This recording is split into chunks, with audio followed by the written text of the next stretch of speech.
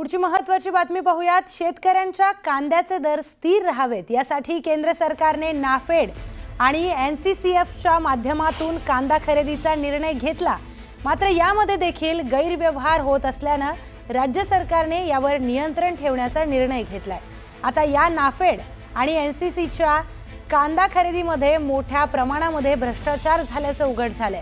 त्यामुळे नाफेड आणि एनसीसीएफच्या अधिकाऱ्यांवर कारवाई देखील करण्याची मागणी यावेळी केली जाते।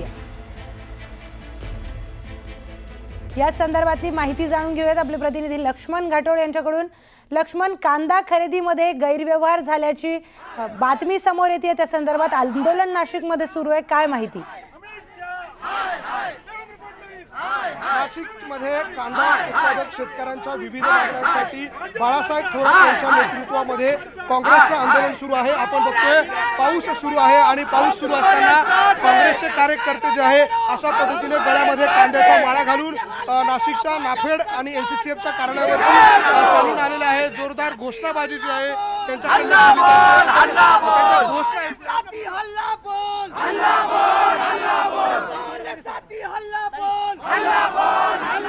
आपल्यासोबत बाळासाहेब थोरात आहेत।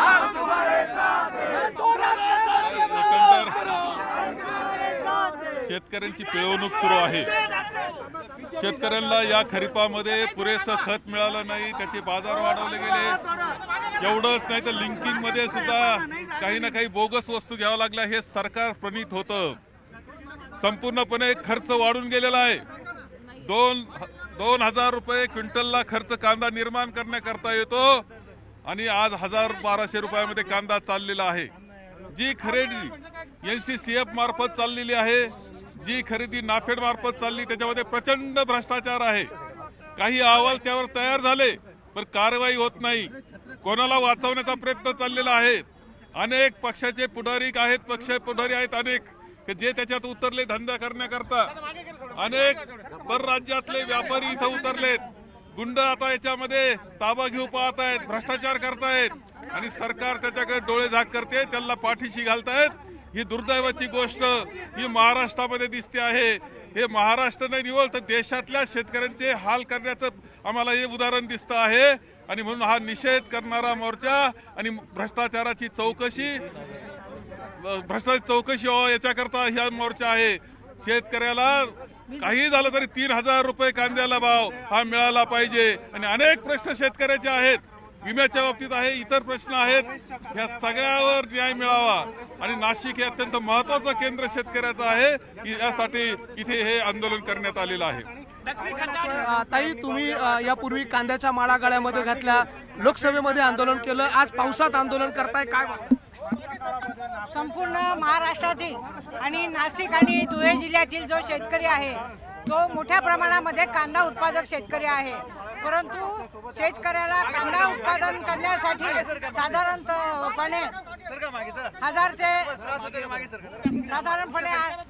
ते 1,000 रुपये त्यांना पर क्विंटल हे खर्च येतो आणि आज कांद्याला जो भाव आहे तो फक्त 800 ते 1,000 रुपये आहे आणि त्यामुळे शेतकरी हवालदिल झालेला आहे। आम्ही संसदेमध्ये कांदा प्रश्नावरती आंदोलन केलं, त्याचप्रमाणे 0 आवरमध्ये देखील मी बोलले आणि कमीत कमी केंद्र सरकारने आणि राज्य सरकारने कांद्याला 3,000 रुपये प्रमाणे हमी भाव हा दिलाच पाहिजे। त्याचप्रमाणे